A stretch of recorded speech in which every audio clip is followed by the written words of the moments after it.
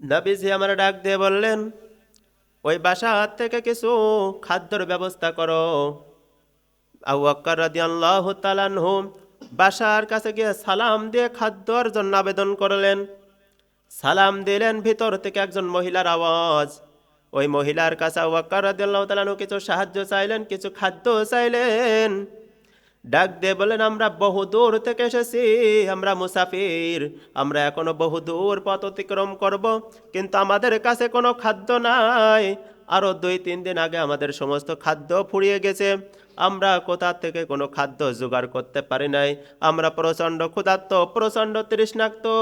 যদি একটু আমাদের কিছু একটু খাদ্য আমাদেরকে যদি একটু সাহায্য করতে, তাহলে বড় উপকৃত হতাম।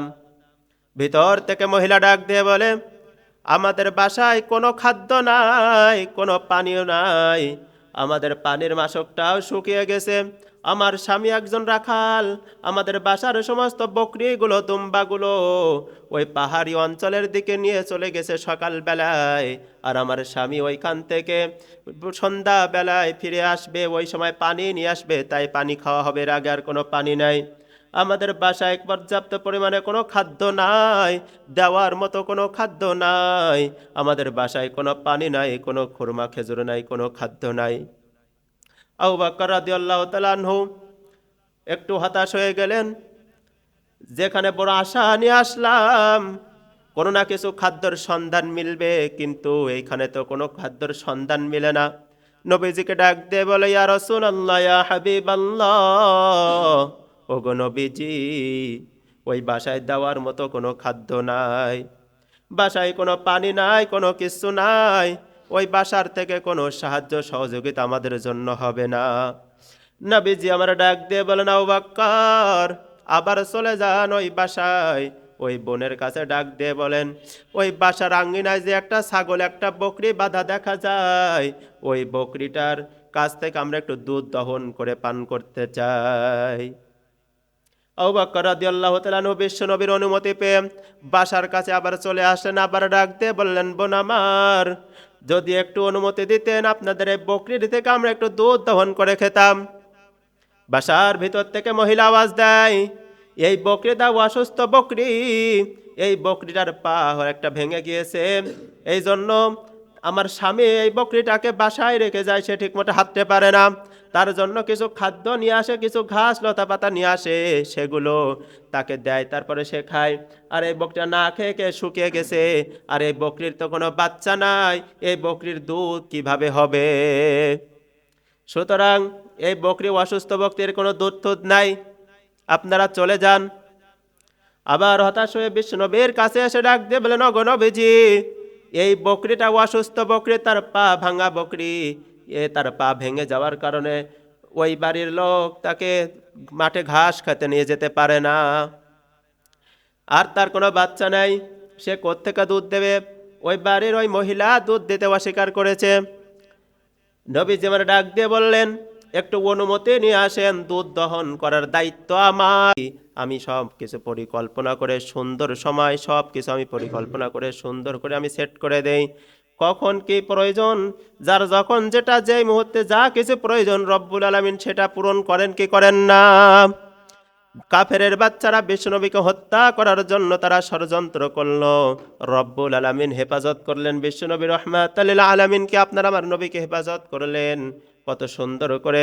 নবীজিকে ডাক দিয়ে বললেন, ওগো নবীজি, জিবরাইলের মাধ্যমে ডাক দিয়ে বলেন, ওগো নবীজি, আর এই ঘরে থাকা যাবে না, এই মুহূর্তে আপনাকে বের হয়ে যেতে হবে। বিশ্বনবী রাহমাতাল লিল আলামিন, আল্লাহ রব্বুল আলামিনের অর্ডার পেয়ে বিশ্বনবী রাহমাতুল লিল আলামিন বের হয়ে চলে গেলেন, ঘর থেকে বের হয়ে গেলেন। অনেক লম্বা ইতিহাস, আমি ওইটা পরিপূর্ণ বলতে চাচ্ছি না। যে কথাটা বোঝাতে চাচ্ছিলাম, বিশ্বনবী রাহমাতুল লিল আলামিন ঘর থেকে বের হয়ে গেলেন। কাফেরেরা ষড়যন্ত্র করেছে, হত্যা করবে, আর আল্লাহ রব্বুল আলামিন পরিকল্পনা করতেছেন। কেমন পরিকল্পনাকারী? বিশ্বনবী রাহমাতুল লিল আলামিন বের হয়ে গেলেন আবু বকর রাদিয়াল্লাহু তাআলা আনহুর বাসায় গিয়ে তিনি দরজায় একটু নাড়া দিলেন। সঙ্গে সঙ্গে আবু বকর রাদিয়াল্লাহু তাআলা আনহু দরজা খুলে দিলেন। আসসালাতু আসসালামু আলাইকা ইয়া রাসূলুল্লাহ, আসসালাতু আসসালামু আলাইকা ইয়া হাবিবাল্লাহ। বিশ্বনবী ডাক দিয়ে বলেন, আবু বকর, আপনি কি ঘুমান নাই? বলে, কেন ঘুমাবো? যেই দিন আপনি আমাকে বলেছিলেন হয়তো হিজরত করা লাগতে পারে, ওই দিন শোনা মাত্রই আমি বাসায় এসে আমার প্রয়োজনীয় জিনিসপত্রগুলো আমি সব কিছু গুছিয়ে ব্যাগ ভর্তি করে রেখে দিয়েছি। আমার নবী কখন এসে ডাক দিবে, আর আমি ওই সময় গুছাতে গুছাতে দেরি হয়ে যাবে। এই জন্য আমি তো আপনার সাথে হিজরত করার জন্য সর্বদা প্রস্তুতি রয়েছি। সঙ্গে সঙ্গে রওনা হয়ে গেলেন। দেরি করা যাবে না, চতুর্দিক থেকে কাফেরদের আনাগোনা, আর দেরি করা যাবে না। বিশ্বনবী রাহমাতাল লিল আলামিন আর আবু বকর রাদিয়াল্লাহু তাআলা আনহু মক্কার জমিন থেকে বেরিয়ে গেলেন। বেরিয়ে পাহাড়ের গুহায় অবস্থান করলেন। সেখানে কিছুদিন থাকার পরে, ওই লম্বা ইতিহাস আমি খাটো করে নিয়ে যাচ্ছি। সেখানে কিছুদিন থাকার পরে চতুর্দিক থেকে কাফেরদের আনাগোনা। যেখানে বিশ্বনবীকে পাওয়া হবে, মুহাম্মদ সাল্লাল্লাহু আলাইহি ওয়াসাল্লামকে যেখানে পাওয়া হবে সেখানে হত্যা করা হবে, কতল করা হবে। এই ঘোষণা, এই অর্ডার 144 দ্বারা জারি। আলেমদেরকে যেখানে পাওয়া হবে সেখানেই হত্যা করা হবে, গুলি করা হবে। এই জারি বাংলার জমিনেও ছিল কি ছিল না? বিশ্বনবী রাহমাতুল লিল আলামিনের সময় এই জারি ছিল, এই অর্ডার ছিল। ওই কাফেরের আবু জেহেলের বাচ্চারা তারা এই অর্ডার করেছিল। আর আবু জেহেলের যোগ্য উত্তরসূরি শেখ হাসিনা অর্থাৎ আওয়ামী লীগ এই একই অর্ডার করেছিল বাংলার জমিনে। বিশ্বনবী রাহমাতুল লিল আলামিন এবং আবু বকর রাদিয়াল্লাহু তাআলা আনহু দুইজন এবার মদিনায় হিজরত করবেন। কিন্তু মক্কা থেকে রাস্তা দিয়ে যদি মদিনায় হিজরত করে যায়, তাহলে রাস্তায় কাফেরদের এত বেশি আনাগোনা, চতুর্দিক থেকে কাফের রাত্রির ধরুক বিভিন্ন রকম অস্ত্র নিয়ে চতুর্দিক থেকে টহল দিচ্ছে। যেখানেই নবীকে পাওয়া হবে সেখানেই হত্যা করা হবে। বিশ্বনবী রাহমাতুল লিল আলামিন এবার অন্য রাস্তা দিয়ে, পাহাড়ের ভিতরে দিয়ে অন্য রাস্তা ধরে ধরে তিনি সফর করতেছেন, পায়ে হেঁটে হেঁটে। আবু বকর রাদিয়াল্লাহু তাআলা আনহু একমাত্র সাথীকে নিয়ে অন্য রাস্তা দিয়ে চুরি করে করে, অন্য রাস্তা দিয়ে পালিয়ে পালিয়ে তিনি মদিনার দিকে অগ্রসর হচ্ছেন। এইভাবে কিছুদিন যাওয়ার পরে আমরা সকলেই জানি মক্কা থেকে মদিনা পর্যন্ত 400 কিলোমিটারের রাস্তা। কিন্তু চুরি করে ঘুরে ঘুরে যেতে যেতে নবীজির ওই সময় প্রায় 1000 কিলোমিটারের রাস্তা অতিক্রম করতে হয়েছিল। 1000 কিলোমিটারের রাস্তা অতিক্রম করার জন্য কতদিন ধরে হেঁটে হেঁটে হেঁটে সফর করতে হয়েছে। বেশ কিছুদিন যাওয়ার পরে নবীর কাছে এবং আবু বকর রাদিয়াল্লাহু তাআলা আনহুর কাছে কারোর কাছে আর কোনো খাদ্য দানা পানি কোনো কিছু নাই। সব কিছু ফুরিয়ে গেছে, শেষ হয়ে গেছে। আরও কয়টা দিন হয়ে গেছে, প্রচণ্ড ক্ষুধা লেগে গেছে, আর হেঁটে হেঁটে যেতে হচ্ছে। এই জন্য আরও বেশি ক্ষুধার যন্ত্রণা সহ্য হয় না।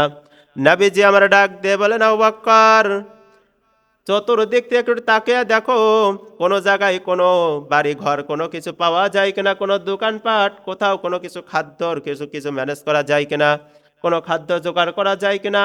আর ক্ষুধার যন্ত্রণা তো সহ্য করা যায় না। আবু বকর রাদিয়াল্লাহু তাআলা আনহু এদিকে সেদিকে তাকালেন, চতুর্দিক থেকে তাকালেন, কিন্তু শুধু মরুভূমি। যেদিকে চোখ যায় সেদিকে শুধু মরুভূমি, কোনো বাড়ি ঘর কোনো কিছু দেখা যায় না। কোনো দোকান নাই, কোনো বাড়ি ঘর নাই, কোনো মানুষজন নাই, শুধু ফাঁকা মরুভূমি, ধুধু মরুভূমি। বিশ্বনবী রাহমাতুল লিল আলামিন প্রচণ্ড ক্ষুধার যন্ত্রণায়। এমন সময় আবু বকর রাদিয়াল্লাহু তাআলা আনহু ডাক দিয়ে বললেন, ইয়া রাসূলুল্লাহ, ইয়া হাবিবাল্লাহ, যদি আপনি একটু অনুমতি দিতেন তাহলে আমি আপনাকে একটু খেদমত করতাম।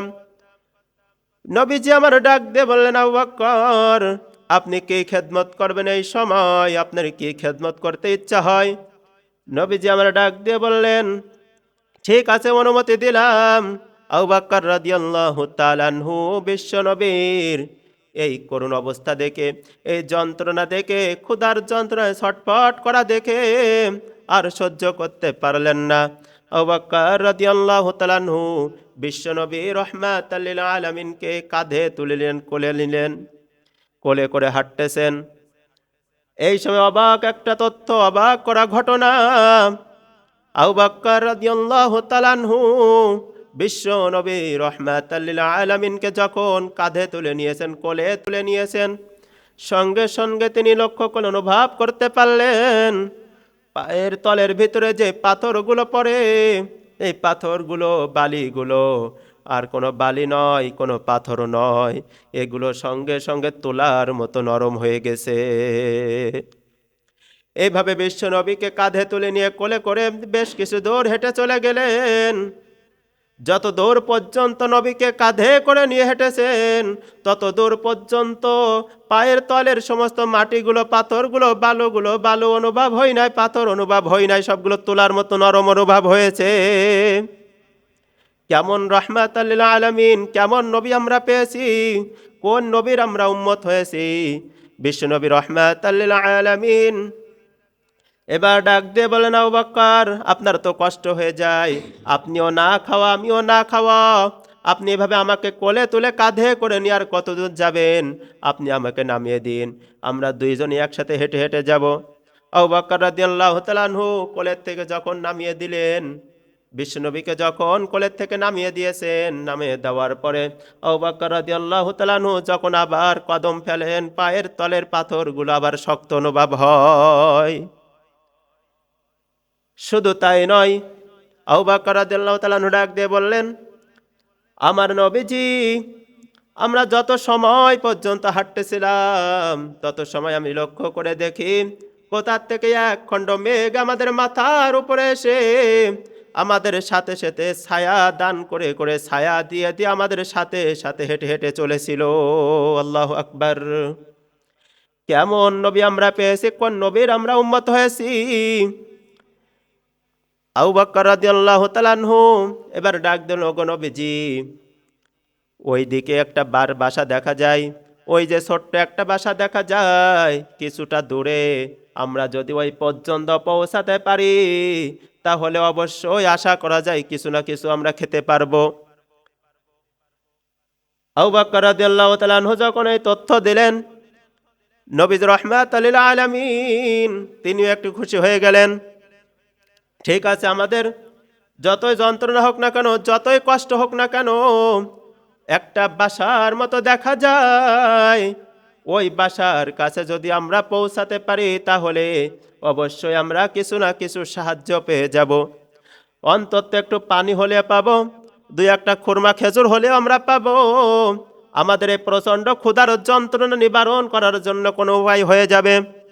হাঁটে হাঁটে পা পা করে ওই বাসার কিনারায় চলে আসলেন নবীজি এবং আবু বকর রাদিয়াল্লাহু তাআলা আনহু। দুইজনই ওই জায়গায় চলে আসলেন। চলে আসার পরে আবু নবীজি আমরা ডাক দিয়ে বলেন, আবু বকর, চলে যান ওই বাসায় সালাম দিয়ে, ওই বাসার কাছ থেকে, ওই বাসায় যে মানুষগুলো রয়েছে যারা ওখানে বসবাস করছে, তাদের কাছ থেকে কিছু সাহায্য চেয়ে আসেন, একটু পানি অথবা একটু খাদ্যের ব্যবস্থা করেন। আবু বকর রাদিয়াল্লাহু তাআলা আনহু নবীজির নির্দেশ পেয়ে বাসার সামনে গিয়ে সালাম দিলেন, আসসালামু আলাইকুম ইয়া আহলাল বাইত। সালাম দেওয়ার পরে ঘরের ভিতর থেকে, দুনিয়ার জমিন থেকে চিরজীবনের জন্য সরিয়ে দেওয়ার জন্য, অর্থাৎ হত্যা করার জন্য তারা সিদ্ধান্ত নিয়েছে, পরিকল্পনা করেছে, তারা ষড়যন্ত্র করেছে। বিশ্বনবী রাহমাতুল লিল আলামিনকে তারা চিরজীবনের মতো দুনিয়ার জমিন থেকে তারা সরিয়ে দেবে, বিদায় করে দেবে। কাফেরের বাচ্চারা, কাফেরগুলো এই ষড়যন্ত্র করেছে। তাহলে তারা যেহেতু এই দাওয়াতের দায়িত্ব যার যেহেতু নিয়েছে, রব্বুল আলামিন দিয়েছেন, বিশ্বনবী নিজে দিয়ে গিয়েছেন, সুতরাং আমাদের উচিত হবে নবীর তরিকা আমাদের ধরা, নবীর তরিকায় চলা। বিশ্বনবী যেভাবে, যেই কৌশলে, যে হিকমত অবলম্বন করে তিনি দাওয়াতি কাজ করেছেন, আমাদের উচিত হবে ওই হিকমত অবলম্বন করে সুন্দরভাবে, সাবলীল ভাষায় সুন্দরভাবে মানুষদের কাছে এই কোরআনের দাওয়াত, এই কোরআনের বাণী পৌঁছায় দেওয়া। সত্য দাওয়াত থেকে তিনি কোনোদিন কোনো রকম পিছু পিছু পিছু হাঁটেননি। তিনি সবসময় কোরআনের সত্যটা মানুষের সামনে তুলে ধরেছেন। সুতরাং সমস্ত বয়স কোরআনের সমস্ত সব কিছু তিনি দাওয়াত দিয়েছেন কাফের বেঈমানদের কাছে, অমুসলিমদের কাছে। আর তিনি কখনো রব্বুল আলামিনের এই বিধানকে তিনি গোপন করার চেষ্টা করেননি।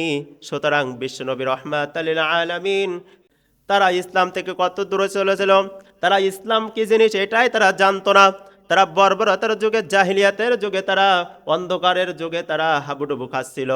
তারা ইসলাম নামক কোরআনের দাওয়াত দিতে গেলেই বিশ্বনবীর ওপরে কত নির্যাতন জুলুম তারা করেছে, বিশ্বনবীকে কত প্রকার আঘাত করেছে, পাগল বলেছে, জাদুকর বলেছে, বিভিন্নভাবে তারা বিশ্বনবীকে মিথ্যা অপবাদ দিয়েছে, বিশ্বনবীকে তারা ধ্বংস করতে চেয়েছে। সুতরাং এই কোরআনের হক কথা বিশ্বনবী নিজেই সমস্ত মানুষের কাছে দাওয়াত দিয়েছেন। বিশ্বনবী রহমাতুল লিল আলামিনের ওপরে এই কোরআনকে নাজিল করা হয়েছে। এই কোরআনের শুরু থেকে শেষ পর্যন্ত তিনি দাওয়াত দিয়েছেন সমাজের মানুষের কাছে, এলাকার মানুষের কাছে তিনি এটা দাওয়াত দিয়েছেন, প্রচার করেছেন। সাহাবা আজমাইনগণ দাওয়াত দিয়েছেন। একটু কঠিন আযাব, যন্ত্রণাদায়ক আযাব তাদের জন্য নির্ধারণ করা রয়েছে।